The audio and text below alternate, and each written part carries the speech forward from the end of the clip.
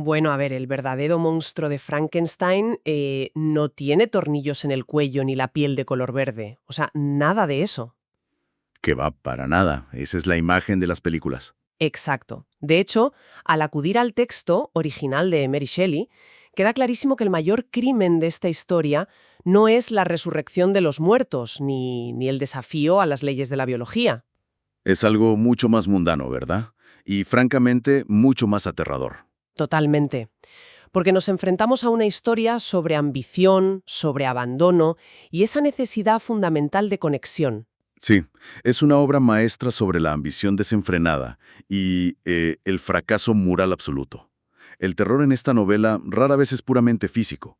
Es un horror profundamente psicológico, que se basa en la carencia emocional. Y la misión de este análisis a fondo no es hacer un resumen rápido de los eventos que ya todos conocemos por ósmosis cultural. Claro, no tendría sentido. El objetivo es explorar esas corrientes subterráneas. Porque, a ver, esta obra tiene una estructura súper compleja. Es como un sistema de cajas chinas, historias dentro de otras historias. Eso es. Y te obliga a examinar con lupa quién habla, por qué lo hace y qué intenta justificar. Exactamente. Y para entender esa ambición tóxica, hay que fijarse obligatoriamente en el primer narrador. Que siempre me ha parecido súper curioso, ¿eh? O sea, es una historia centrada en un científico de Europa Central, pero empieza lejísimos de los laboratorios, concretamente en los hielos del Ártico, con las cartas del capitán Robert Walton a su hermana. Sí, sí, en San Petersburgo y luego en Arcángel. Eso es. Y claro, cabe preguntarse por qué empezar en un entorno tan remoto e inhóspito. Pues porque ese aislamiento gélido de Walton establece todo el marco conceptual y temático de lo que viene después.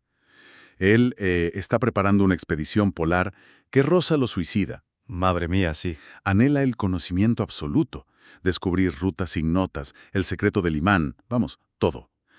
Pero en sus cartas revela un complejo de superioridad intelectual bastante peligroso. Y una soledad atroz, también hay que decirlo. Totalmente. Se queja amargamente de no tener un amigo, de que nadie a su alrededor está a su altura para comprender su espíritu romántico. Y ese aislamiento voluntario en pos de la gloria es el terreno fértil para el desastre. Funciona como un espejo perfecto. Porque cuando el barco de Walton queda atrapado en el hielo, ven primero un trineo gigante y al día siguiente rescatan a un europeo demacrado, medio muerto, que resulta ser Víctor Frankenstein. Sí, una escena mítica. Y Víctor ahí no ve simplemente a un salvador, ve un reflejo exacto de su propia arrogancia juvenil. Es, digamos, una analogía muy terrenal. Es como ver a alguien a punto de cometer el mismo error financiero que te arruinó la vida. Ya. Te obliga a intervenir. Claro, te obliga a pararle los pies y decirle, oye, mira en lo que me he convertido, escucha lo que me pasó. Y lo fascinante aquí es cómo articula Víctor esa advertencia. No es un simple consejo moral. Él le dice que ojalá el fruto de sus deseos no se convierta en una víbora que le muerda. Uf, qué frase. Una víbora que le muerda. Eso establece un tono fatalista inconfundible desde el minuto uno. Víctor asume que esa sed de conocimiento irreflexiva siempre termina inoculando veneno. Vale, pues vamos a desgranar esto un poco, porque la imagen que Víctor tiene de sí mismo, tela, ¿eh? Es digna de estudio. Ya lo creo. Cuando la historia retrocede para contar su origen, él se empeña muchísimo en contrastar su creación monstruosa con una infancia idílica en Ginebra. Pinta un cuadro absolutamente perfecto. Padres devotos, la prima adoptada Elizabeth, que es como un ángel, su amigo íntimo Henry Clerval. O sea, Víctor no es el típico paria incomprendido, lo tiene todo. Lo tiene todo a favor, sí. Entonces, ¿cómo es que alguien con una red de apoyo tan brutal decide aislarse en la Universidad de Ingolstadt y acaba, saqueando osarios en la oscuridad? La respuesta está en su enorme arrogancia. Descubre a sus filósofos antiguos por casualidad, luego ve el rayo destruir un roble, se obsesiona con la electricidad y la química moderna y esa ambición eclipsa cualquier otra cosa. Y la muerte de su madre, justo antes de irse, también juega un papel, ¿no? Como un presagio. Exacto. Llega a la universidad, conoce a sus profesores, el desagradable Krempe y el inspirador Waldman, y su obsesión por el principio de la vida lo consume. Corta deliberadamente todo lazo afectivo. Deja de escribir a su familia durante meses. Eso es. La ambición reemplaza la conexión humana. La tragedia, de hecho, comienza mucho antes de que el monstruo abra los ojos. Comienza cuando Víctor decide que su intelecto superior le exime de las obligaciones sociales. Y eso nos lleva de cabeza a la famosa y lúgubre noche de noviembre, con la lluvia golpeando, la vela casi consumida y la criatura abriendo ese ojo amarillo y turbio. Un momento que es historia de la literatura. Pero aquí es donde me entra mi mayor frustración con Víctor. Porque el crimen inicial no es jugar a ser Dios creando vida. El crimen real es su cobardía absoluta, el abandono parental instantáneo que hace justo después de que la criatura respira. Es desolador. Analicemos esa superficialidad trágica. Víctor dice que eligió rasgos hermosos en los mataderos. Dientes perlados, pelo negro espectacular. Pero al verlos en conjunto se horroriza. Siente asco, literalmente. Sí, un asco profundo. Y esto plantea una pregunta importante sobre la incapacidad humana para aceptar lo feo o lo anómalo, incluso cuando es tu propia obra. Es el nivel máximo de narcisismo, sale huyendo. Tiene una pesadilla espantosa donde Elizabeth se transforma en el cadáver de su madre. Y al despertar la criatura está ahí. Intentando acercarse además. Claro, estirando una mano, buscando contacto. ¿Y qué hace él? Pues vuelve a huir por las calles y cae enfermo, dejando a ese ser totalmente desamparado. Y ese abandono tiene consecuencias brutales. El efecto dominó empieza a arrasar con el mundo de Víctor, empezando por la carta de su padre. La que anuncia que el pequeño William ha sido asesinado. Exactamente. El viaje de regreso a Ginebra es clave. Víctor va al lugar del crimen en medio de una tormenta, un relámpago ilumina el monte Saleve y ve esa figura gigantesca. Ahí lo entiende todo. Sabe que su creación es el asesino, sin asomo de duda. Y sin embargo, permite que empiece el juicio de Justine Moritz. A ver, tengo que admitir que me cuesta horrores asimilar la actitud de Víctor aquí. Le encuentran la miniatura de la madre de Víctor, a la pobre Justine, que es la sirvienta. El móvil aparente del crimen. Eso es. Justine es un encanto de persona. Y Víctor sabe que se enfrenta a la horca. Es como ver un tren descarrilando por un obstáculo que tú mismo has puesto en la vía y preferir taparte los ojos en vez de tirar del freno de emergencia para salvar a una inocente. Esa inacción es reveladora. Él guarda un silencio sepulcral por miedo a ser tachado de loco. Justine confiesa en falso bajo la presión del confesor y la ejecutan. Porque calla de esa manera tan vil. Es que es exasperante. Porque se regodea en su propio sufrimiento interno. Confía en ese papel de mártir trágico pero no toma ninguna medida práctica. Es una parálisis moral profunda. Total. Y a partir de ese fracaso ético masivo, la novela cambia de perspectiva de forma radical. Víctor se va a los Alpes y se encuentra con el monstruo. Y para entender el asesinato hay que escuchar al asesino. Claro, el monstruo le exige que escuche su historia, con una elocuencia alucinante. Esa exigencia de la criatura y su cita memorable, yo debería ser vuestro Adán, pero bien al contrario, soy un ángel caído. ¡Qué barbaridad de frase! Te desestabiliza todas las nociones de monstruosidad, te obliga a seguirle por sus primeros días de confusión sensorial. Y el rechazo violento de la gente.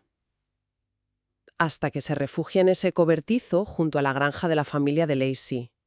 El anciano ciego, Félix y Ágata. Ahí empieza su educación trágica. Aprende sobre la pobreza, el amor familiar, hace tareas en secreto para ellos como cortar leña. Y luego llega Safi, la árabe. Al enseñarle a ella el idioma, la criatura aprende a hablar y a leer. Descubre la historia humana, las guerras, el desprecio por quien no tiene linaje. Y aquí es donde se pone realmente interesante, ¿eh? Porque adopta la postura de que el conocimiento literario es lo que realmente destruye al monstruo. Totalmente. Encuentra esa bolsa con libros. El paraíso perdido, Werther, las vidas de Plutarco. O sea, es como darle a alguien que vive en una cueva oscura un catálogo a todo color de todos los lugares hermosos del mundo. Sitios a los que se le deja claro que jamás podrá ir. Qué buena analogía. Sí. Se le atiborra de anhelos que son imposibles de satisfacer en su condición. Esa idea conecta con la tabula rasa. La criatura nace benevolente, pero la sociedad le enseña el odio. Por eso importa tanto que su primera víctima real fuera su propia inocencia, asesinada por el rechazo. Y el golpe de gracia es el diario de Víctor que encuentra en su abrigo. Lee cómo su propio creador sintió asco de él. Es devastador. Intenta acercarse al anciano ciego que no puede juzgarle por su físico. Pero entran los hijos y Félix lo muele a palos. Lo expulsan. Y ese rechazo definitivo rompe a la criatura. Transforma su anhelo de conexión en venganza pura. Empieza su viaje a Ginebra, salva a una niña en un río y le pegan un tiro de recompensa. Y luego se cruza con el pequeño William, y al saber que es un Frankenstein, lo estrangula y le pone la joya a Justine. Un pacto escalofriante con su creador. Sí, porque el monstruo le lanza una exigencia clarísima a Víctor en el glaciar, que le cree una compañera femenina igual a él. Si lo hace, prometen desaparecer en los desiertos de Sudamérica para siempre. Pero si no, se vengará en todos los seres queridos de Víctor. Y Víctor acepta. Viaja a Inglaterra y luego se va con Clarval a las remotísimas Islas Órcadas en Escocia para montar el laboratorio en secreto. Pero claro, le entran las dudas. ¿Y si la hembra resulta ser más malvada? ¿Y si no acepta el pacto? ¿Y si se odian? Y en un acto brutal, Víctor destruye a la segunda criatura justo frente a los ojos del monstruo que le vigila por la ventana. Y ahí llega la amenaza definitiva. Estaré contigo en tu noche de bodas. Una sentencia de muerte. Pero fíjate, yo aquí tengo que reaccionar, porque la ceguera egocéntrica de Víctor es alucinante. Él piensa en todo momento que él va a ser la víctima esa noche. Sí. Su nivel de narcisismo le impide ver más allá de sí mismo. Se cree el héroe de la película. Llega a la boda con Elizabeth, se arma con pistolas, patrulla a los pasillos y deja a Elizabeth completamente sola y desprotegida en la habitación. Para luego descubrirla asesinada en la cama, estrangulada, exactamente como él destrozó a la compañera del monstruo. Ojo por ojo. ¡Madre mía! Es que es increíble. Y el padre de Víctor muere de la tristeza al enterarse. Si conectamos esto con la perspectiva general, creador y criatura terminan siendo un espejo el uno del otro. Se quedan totalmente aislados. Y empieza esa persecución agónica por todo el mundo hasta llegar al Ártico, donde empezamos. Víctor le cuenta la historia a Walton y muere. Y la escena final es brutal. La aparición del monstruo llorando amargamente sobre el cadáver de Víctor. Reconociendo que la venganza no le trajo paz. Y se marcha hacia la oscuridad para incinerarse. Entonces, si damos un paso atrás, ¿qué temas subyacentes vemos aquí? Es una crítica durísima a la búsqueda del conocimiento desenfrenado. La de Víctor y la de Walton, frente a la importancia vital de los lazos sociales. Claro. Shelley desafía el romanticismo. El romanticismo exalta al individuo aislado y genial, pero ella demuestra que ese aislamiento conduce a la destrucción física y emocional. El aislamiento es la verdadera fuente de la monstruosidad. Entonces, ¿qué significa todo esto hoy en día?